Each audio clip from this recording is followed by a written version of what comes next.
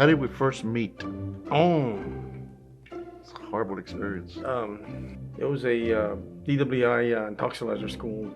We realized we didn't really weren't gonna like each other very much. We just didn't see a need to converse. It was a long time before we actually met up again, and I think what I would say is that Christ made it happen. I was aware that Leo had lost his daughter in the early 2000s, and I know that had been a difficult time for him in his life. And I didn't go through my difficult time till 2017. I saw Rick on a Facebook post, and he declared that he was Christian.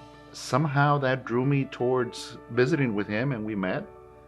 And we forgot we hated each other. Our friendship grew where it is today, and I think we both have one goal in mind, which is to go out and make disciples. And I have a prayer group that I started on Thursdays. Our group is Disciples for Christ.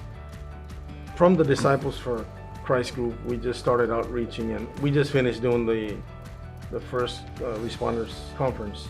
Leo had a passion for this, and I just kind of backed him up.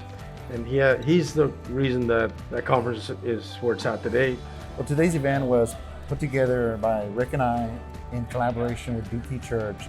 We felt the need to reach out to our first responders, police, firefighters, EMS personnel, that the Rio Grande Valley Border Patrol sector leads the nation in suicide rates.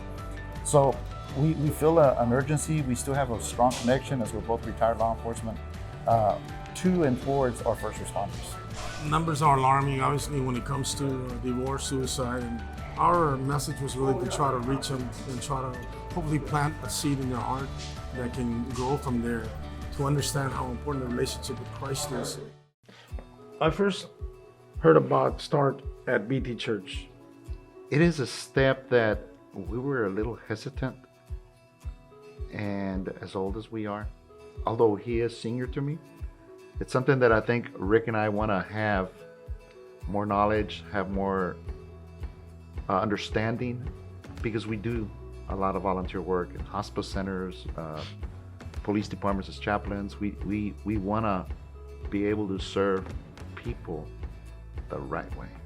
One of the things that Professor CGM said, and I'll never forget it, the first night that I came here once, she says, this isn't going to be like a Bible study.